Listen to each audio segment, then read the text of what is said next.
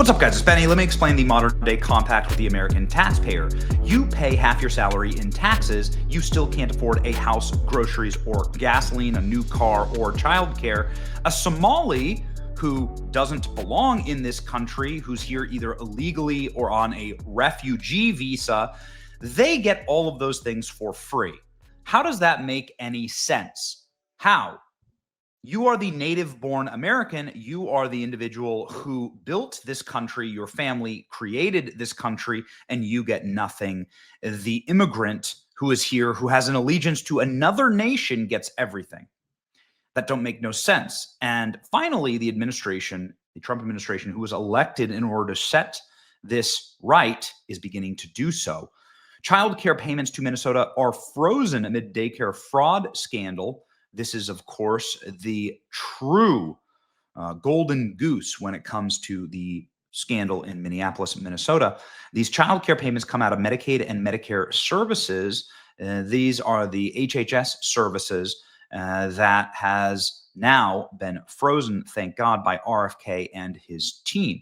This is the big one, ladies and gentlemen. This is also how you make them pay. This is how you turn culturally the people of Minnesota, which is really where the change needs to happen, against the leaders of Minnesota.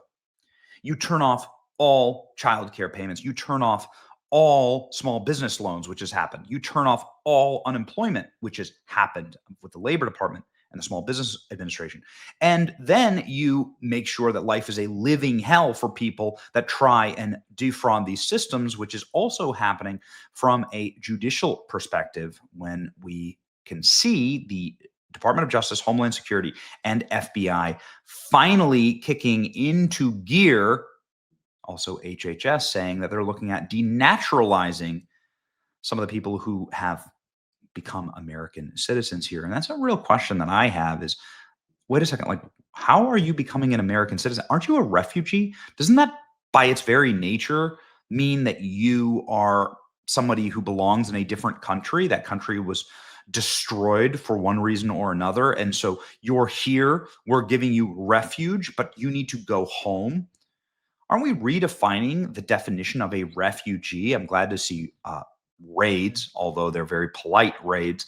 It wouldn't be so polite if they were J6ers, right? And this was the Biden DOJ, but nonetheless, the Department of Justice is now snapping to it. And Dan Bongino, even though he is on his way out at the FBI, saying this in a very rare post on X, some important details from the FBI's ongoing Minnesota fraud investigation. Dan Bongino pointing to a long bullet-pointed list from Kash Patel explaining what the FBI is doing in order to crack down and destroy all fraudulent activities in Minneapolis. Kash Patel says that he himself went to Minnesota in July to oversee the investigations to confirm progress was being made.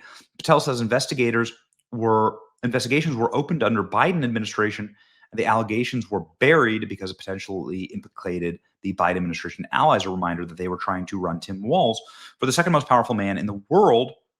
Of course, if there was a massive fraud scandal in his state, that would hurt the Democrats' chances. So, of course, they stopped those investigations.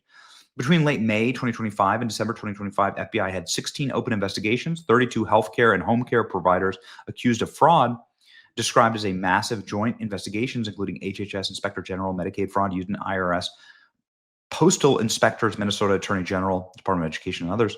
Probes now expanding in Minnesota.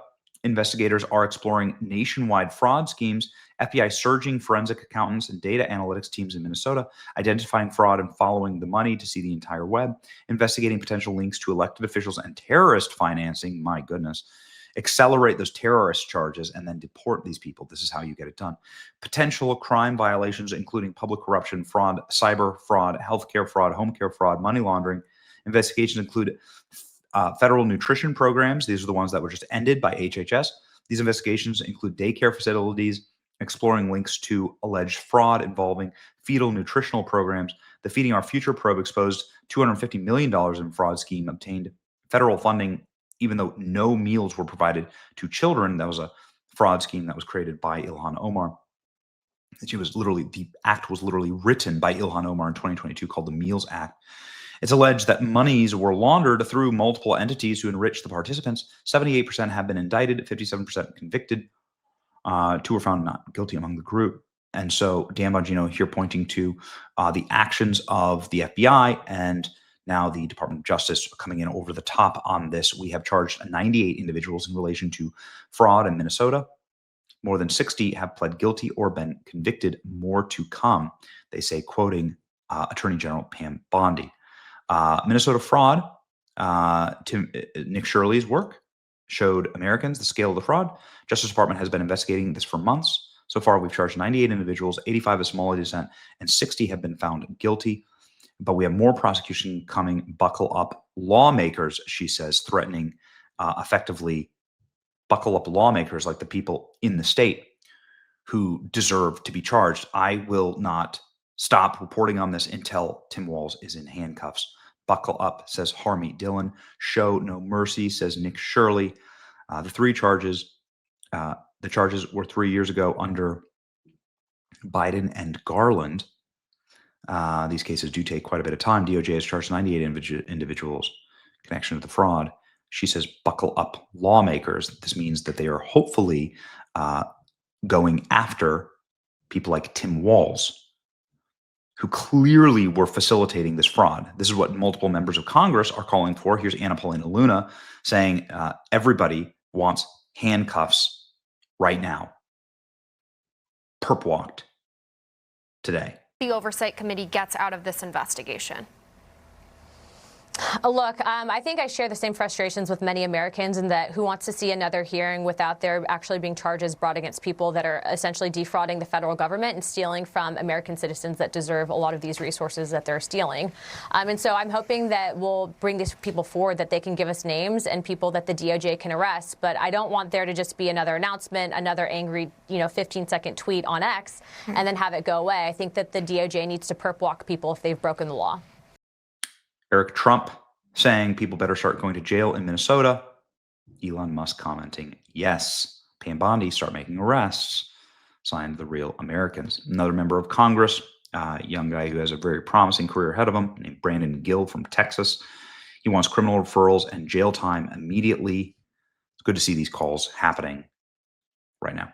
Well, I think that Republicans are realizing the extent of the fraud and the problems with open borders and mass migration, and that includes bringing millions of people into the country from failed states like Somalia, where this type of fraud and corruption, that type of dealing with governments is the norm. Whenever you bring in hundreds of thousands or millions of people in from cultures like that, you ought to expect that same behavior to happen here in the United States. That's exactly what we saw. But we're working on the Oversight Committee, and listen, the goal of what we're doing in Congress now in the Oversight Committee is, as James Comer mentioned, is to find criminal referrals. It is not for show. It's not just to show that we're doing something. It is for people to go to jail. What we found, what Nick Shirley found in his investigation, and remember, this is somebody who is an independent citizen reporter, is fraud on an overwhelming scale, and he didn't have the power of subpoenas. He didn't have the power to haul people in for depositions. We do, and we're going to do that, and I hope that we can find enough evidence so that people can go to jail for this. Yeah,